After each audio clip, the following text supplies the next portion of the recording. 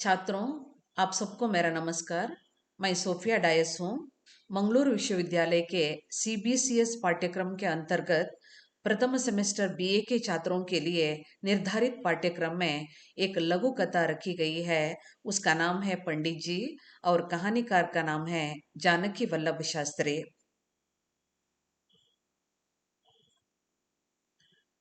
पंडित जी कहानी के कहानीकार हैं जानकी वल्लभ शास्त्री। ये पंडित जानकी वल्लभ शास्त्री जी की तस्वीर है।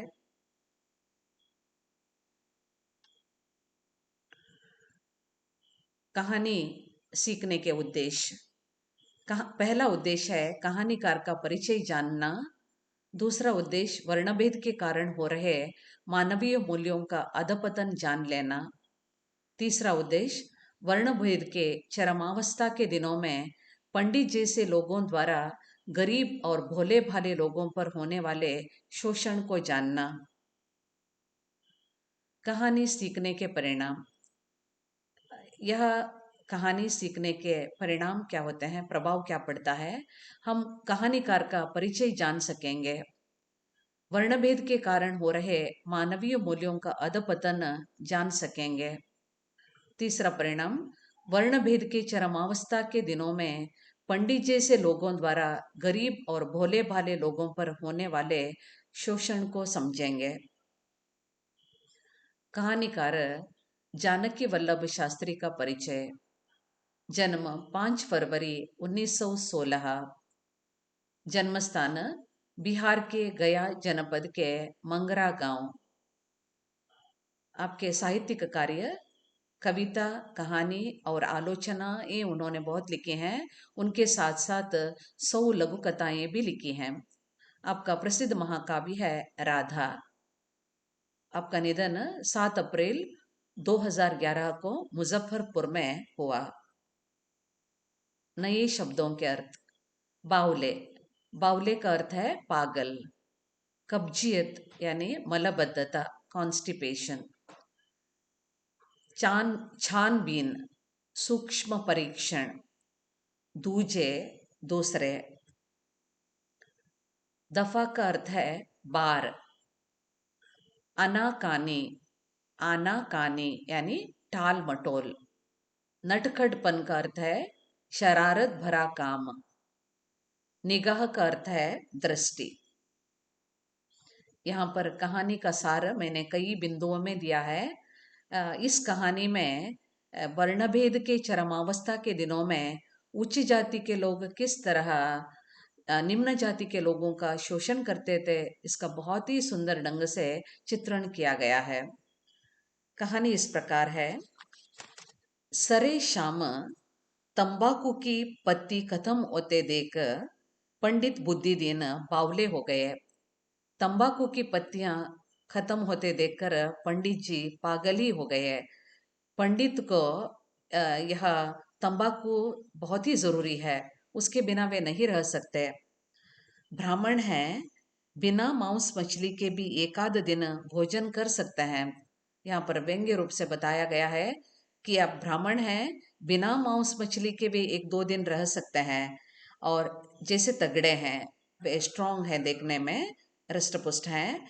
कोई जरूरी नहीं कि उस दिन उन्हें कब्जियत हो ही जाए, लेकिन बगैर तंबाकू के तो चैन से एक पल भी नहीं गुजार सकते। तंबाकू के बिना वे एक पल भी नहीं बिता सकते। तो फिर अब क्या हो? तो अभी क्या हो यानी कहने का मतलब है कि उस दिन बहुत ही पानी बरस रही थी, यानी बारिश हो रही थी और पंडित जी की तंबाकू खाली हो गई थे।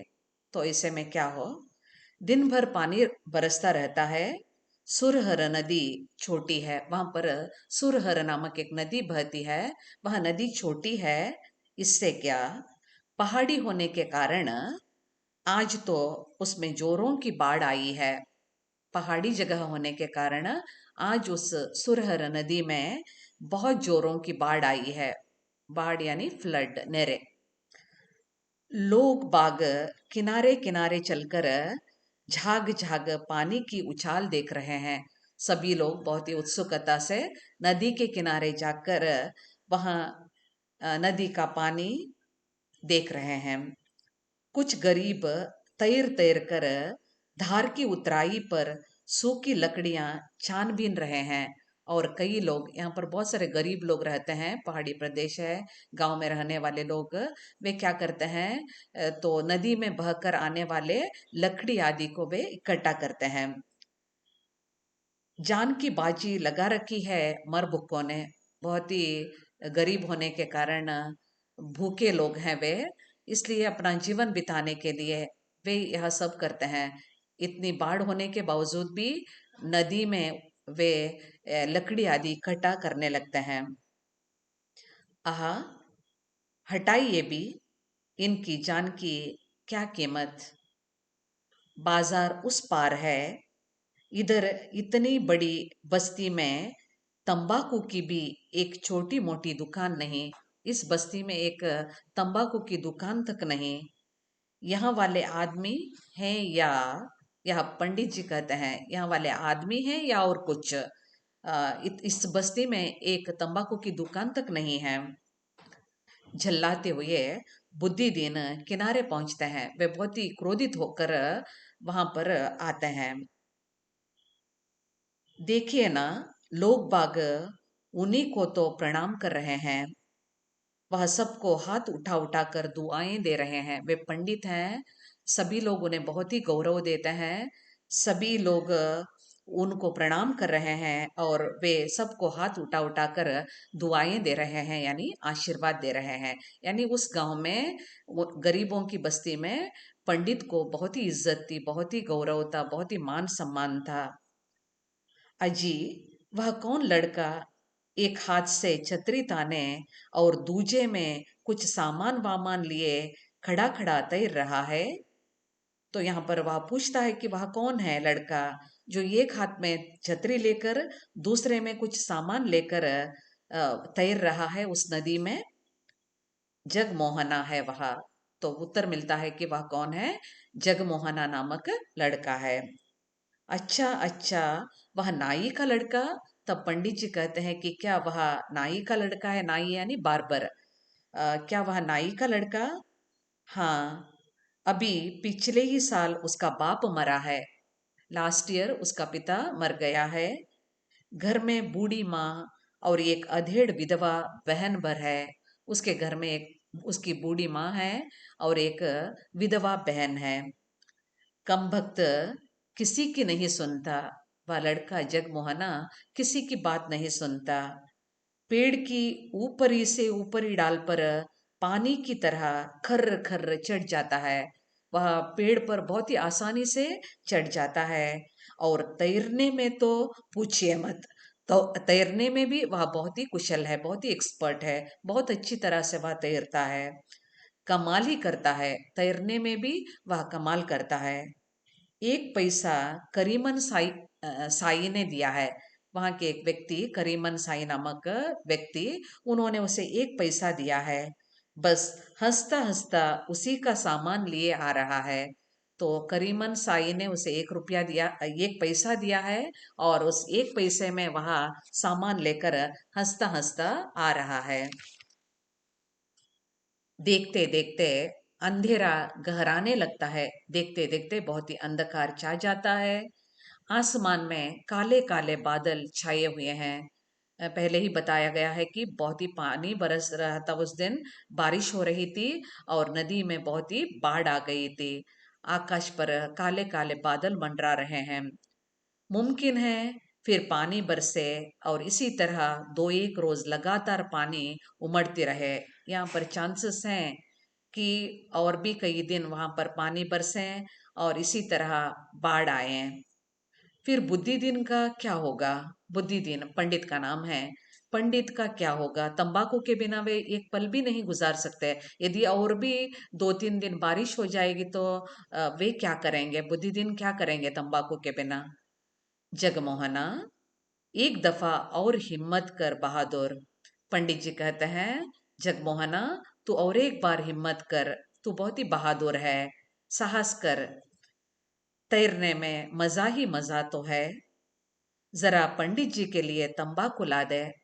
पंडित जी कहते हैं कि पंडित के लिए जरा वहां जाकर नदी पार करके जाकर तंबाकू लाकर आना। दुख हरण की दुकान से खूब पुरानी पत्ती देखकर लेना। और वह यह भी कहता है कि दुखहरण नामक व्यक्ति के दुकान में बहुत ही पुरानी तंबाकू की पत्ती लेकर आना। बुद्धि दिन 2 पैसे जगमोहना की हथेली पर रख देते हैं। बुद्धि दिन 2 पैसे देते हैं, जगमोहना के हाथ पर रख देते हैं वे। उसकी देह ठंड से सिकुड़ी जा रही है। असल में जगमोहना जाना नहीं चाहते थे, क्योंकि बहुत ही ठंड थी और ठंड से उनका शरीर सिकुड़ रहा था।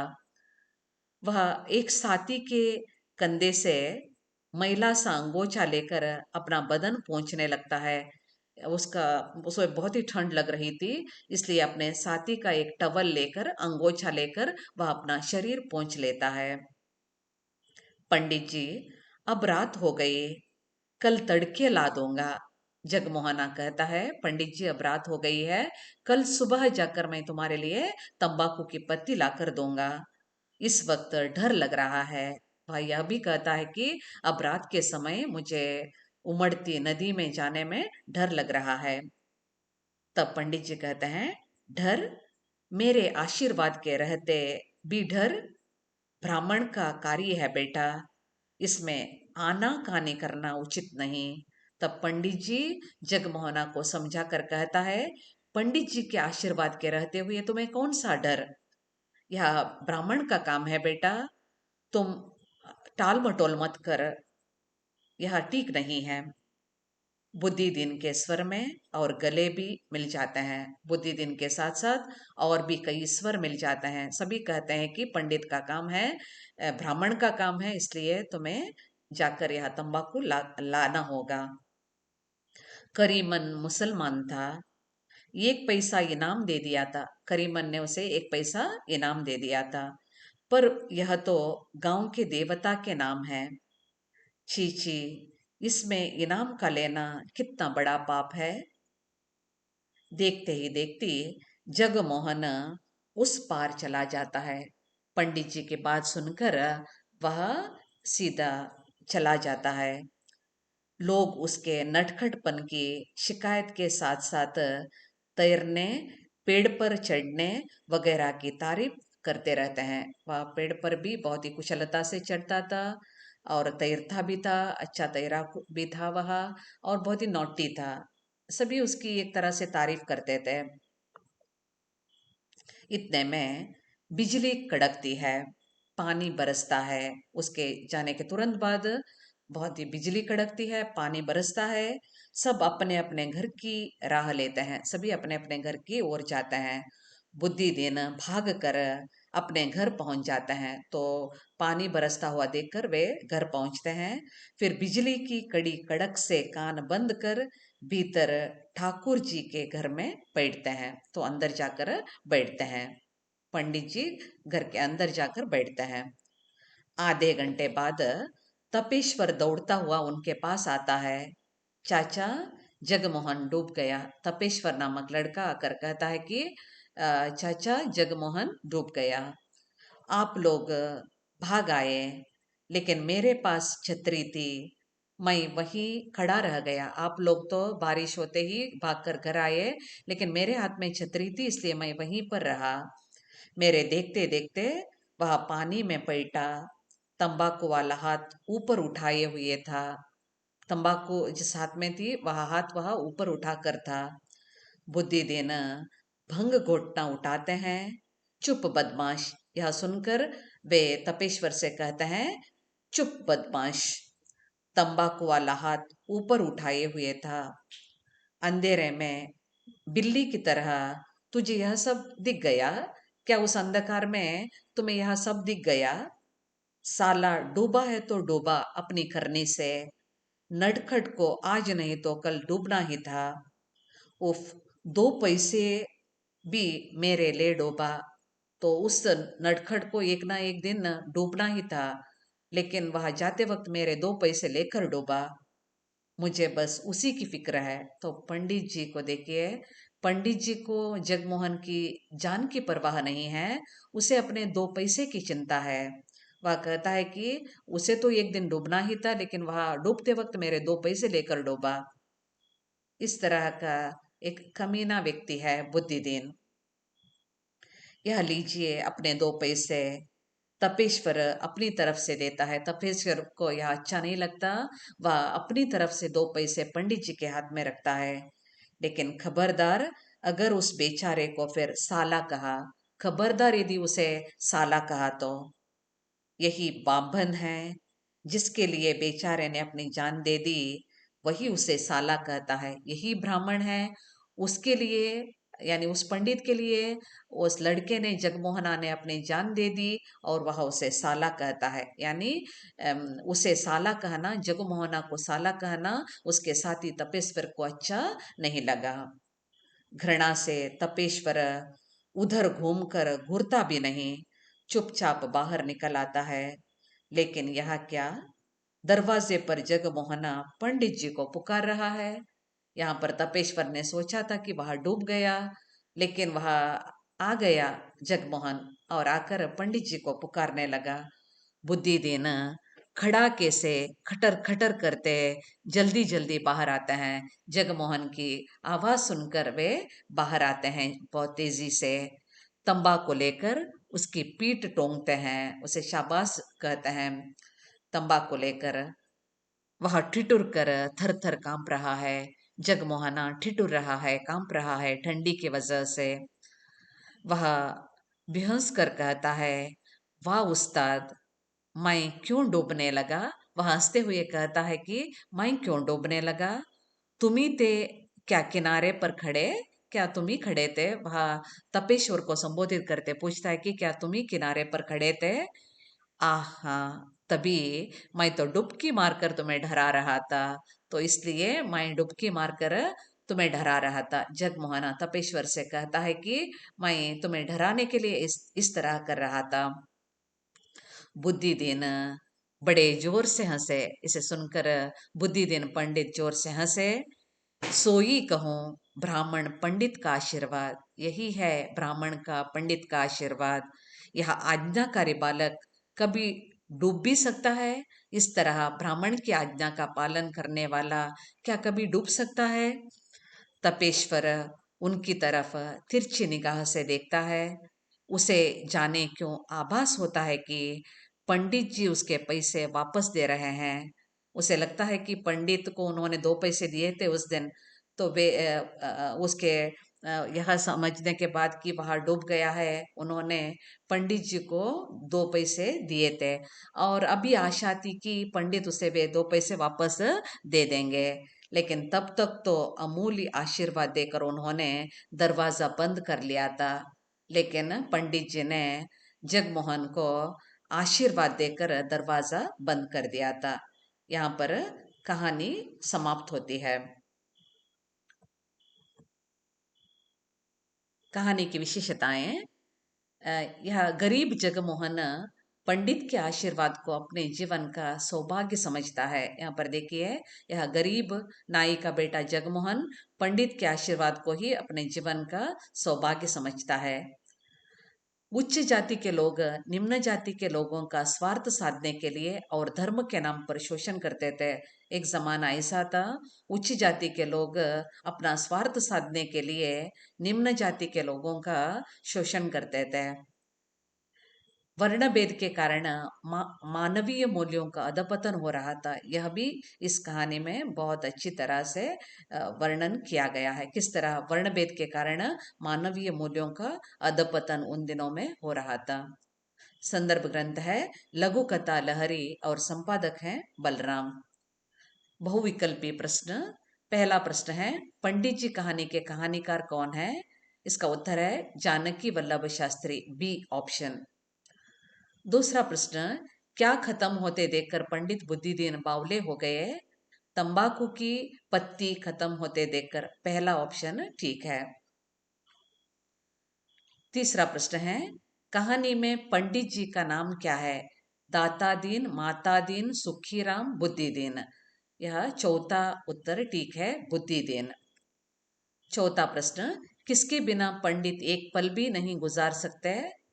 चाय, कॉफी, तंबाकू या शरबत। इसका उत्तर है सी, तंबाकू।